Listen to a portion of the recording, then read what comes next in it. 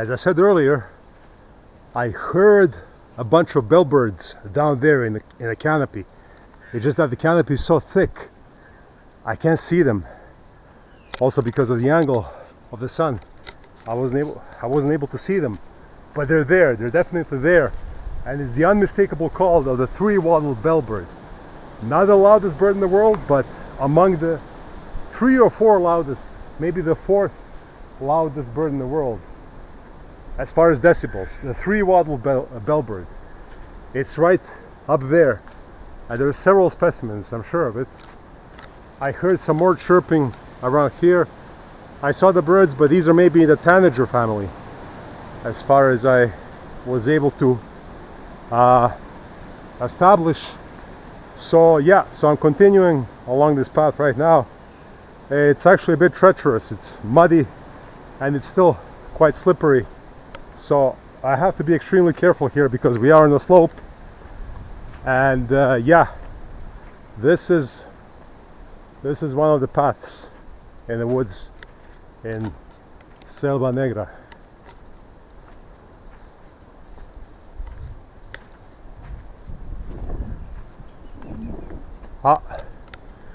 We hear more chirping here.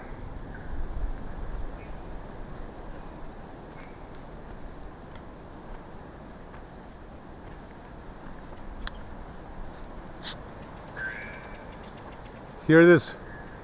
This is one of them, one of the tanagers, I think, or maybe an oriole. What is that? Yeah, I think that's a tanager. I don't know exactly what species, but yeah, it's full of birds. It's teeming with birds in these woods. If I'm lucky, I will see the quetzal, but probably not, because that bird is very elusive. They told me the best time to see it would be in the month of March.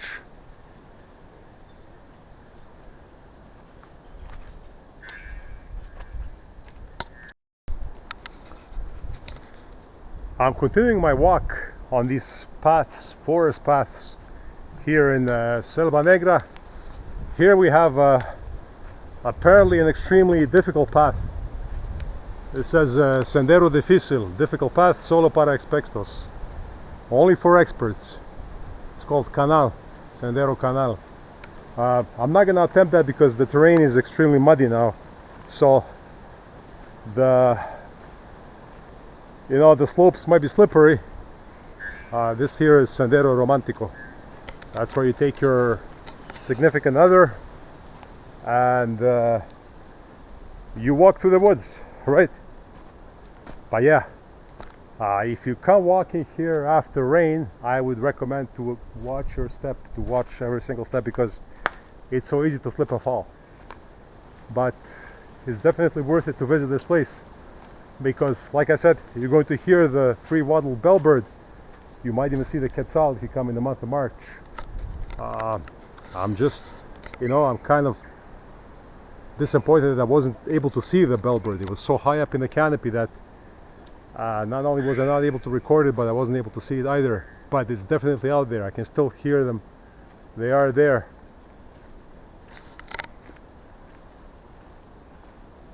Look at this.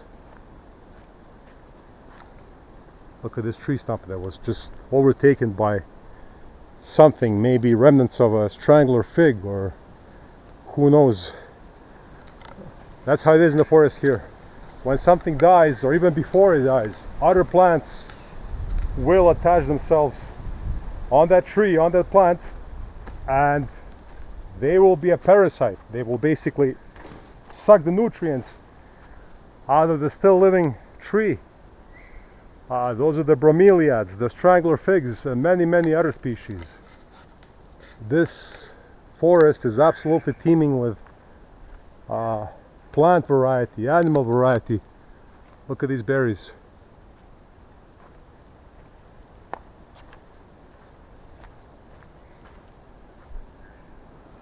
These are the flowers.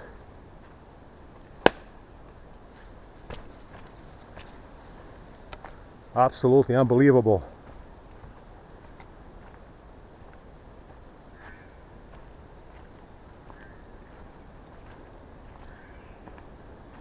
This is what I'm talking about. This is a dead stump.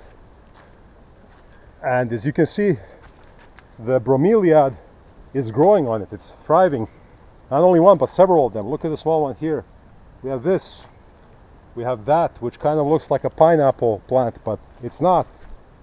Then we have these creepers that climb up a dead stump. We have so much plant variety here, it's not even funny.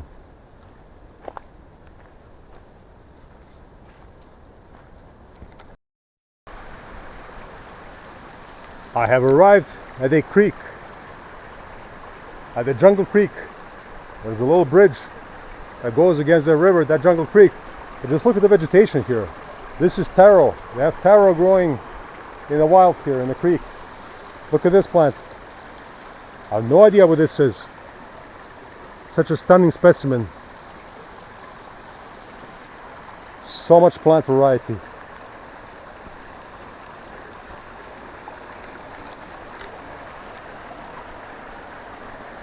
This is just crazy. Look at the creek. Wow. Unbelievable.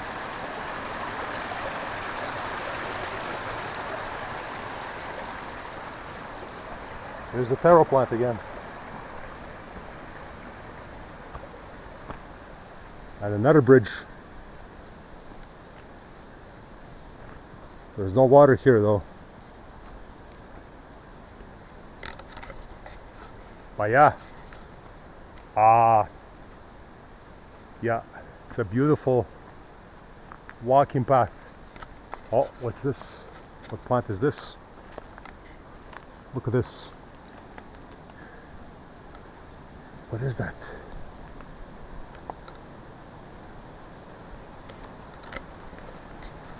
Really impossible to tell. You have to be an expert biologist. You have to be a botanist to know what plants these are. Oh, I think I see a nest.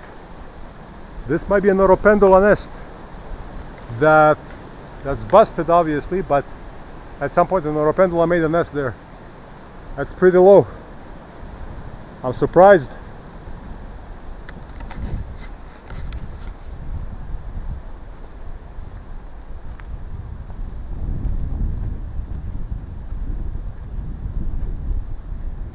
Let's see what's out here.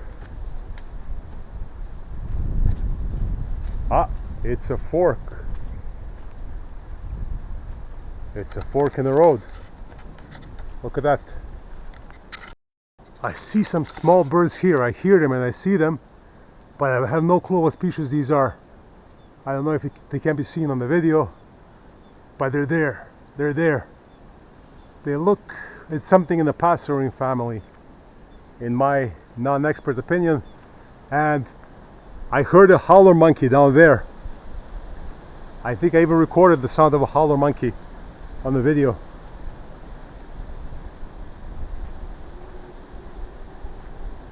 Do you hear that? That was a howler monkey.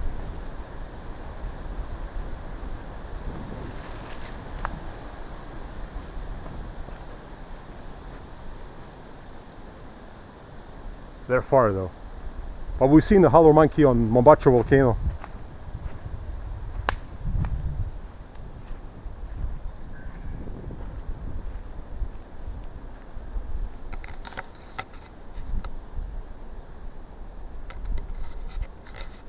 Just crazy. A beautiful, beautiful place in nature, in the jungle, in Nicaragua, up above from Matagalpa. 1,300 meters above sea level. So that's where it gets cool enough and wet enough for all these plants to thrive. And I think that here there's quite a bit of mud on the path.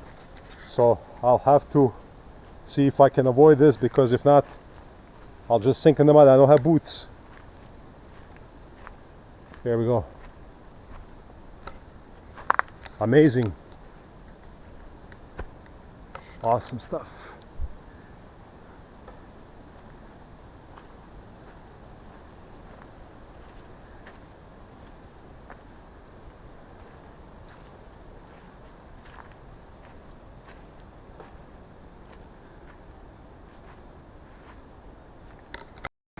Guys, I think that I found the ceiba tree. This huge tree trunk. This is, I think, a ceiba tree. Yeah, I think when I look at the leaves, that's what it is. It's not a guanacaste. This would be a ceiba. Yeah, so this tree was considered sacred by the Mayans. The Mayans were not allowed to cut it. It was sacrilege to cut a ceiba, right? In the Mayan religion, in the traditional Mayan religion. But here we found it. This tree here, you can see how it grew, and it had many, many veins inside of it. It just, you know, came out of nothing, from a seed, hundreds of years ago probably, and look at how huge it is. Just breathtaking, spectacular. Just saw an animal in there. This is probably some kind of a deer. It was a four-legged animal, a mammal, in the brush. I think he was a deer. Yeah. Just too bad that, you know, oh, it's still there, it's still there. I doubt that it shows on the video.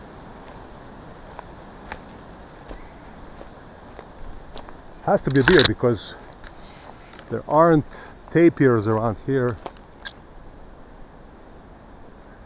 Let's see if I can approach it maybe.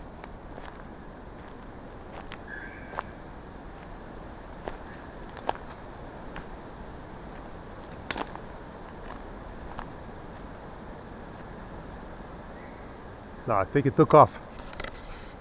Too bad, because it was right there. I saw it. Yeah. But who knows what species of deer that is? Down here in Central America, I have no clue. You know, I know in North America there's the white-tailed deer, or the Virginia deer, that we see in the forests all the time. But down here, I'm really clueless. I really have to learn my fauna, my Central American fauna, non-avian fauna. Obviously birds, I have a little bit of a clue, but when it comes to mammals, when it comes to reptiles, insects, I really don't know anything. And there's so much greater variety that it would take who knows how long to learn all that. Unbelievable. Look at that, they even have a bench made out of concrete. And here on this sign that's telling people to preserve the environment, to not litter, we even have a sign of a three-wattled bellbird. This is it. This is that, you know, industrial siren sound that we can hear in the jungle periodically. Even here we can hear it in the distance, that sound. That's that bird right there, the three-wattled bellbird.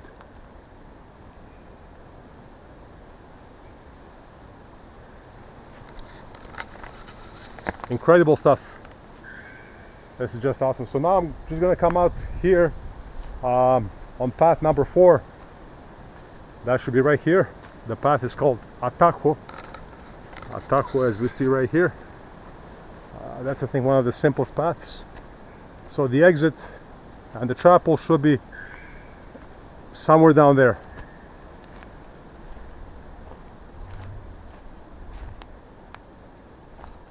So that's just crazy stuff. They have all kinds of bushes with flowers around here. This is at the entrance of the paths in Selva Negra. Yeah, I have no idea what these are, but it'd be awesome to find out. There are no signs telling you what kind of plants these are, but yeah, what a great place. And if you look up there, all these are cabins, kind of like the cabins that we rented down at Rancho Luz de Luna. But here it's even nicer because you're approaching Quinoteca. Quinoteca, apparently, from what I was told, The woods are even nicer than in what's it called, Matagalpa. So all this here, all this is private accommodation for guests, right? Look at the cabin up there. Imagine being in the cabin there. Just marvelous. Awesome stuff. So I think that I'm going to go and replenish my water bottle, and after that maybe I'll go a little bit in the woods again to see if I can maybe spot the bellbird, because I hear it up in the canopy. Look at this, they have taro growing here. Crazy. Yeah, I heard many bellbirds up in the canopy, just that the vegetation is so thick that you can't see them. They're all the way up on the very top where the sun hits the top of the trees, and there's no way to see them unless you're very lucky. So we'll see what happens. Let me go get some more water right now. So I'm walking back to Ranch Luz de Luna from Selva Negra, and this here is a coffee plantation. Look how many coffee plants we have here. It's all coffee, and that down there is an orange tree, I believe. But yeah, now that we've descended back down to the altitude of about 900 meters, the vegetation is a lot more tropical. Not to say that it wasn't tropical up there, but it was, even the temperature was noticeably cooler. It was windier down here. I'm starting to feel the heat a lot more. It's already becoming tropical, more tropical. So look at this plant here. Amazing. And there's a coffee plant growing on the side here, but this is some kind of a parasitic plant that grew out of a tree trunk, out of a stump of a dead tree. And again, banana flower. They're all over the place with banana fruit, obviously. A lot less mangoes up here. People are not as crazy about mangoes as they were, let's say, down in Leon or even in Granada. Here it's mostly coffee, bananas. What else? Yucca. I think I've seen a few yucca plants as well. A lot of flowers, all kinds of different flowers. And besides that, yeah, other things as well. But it's mostly a coffee area. Bamboo also, a lot of bamboo.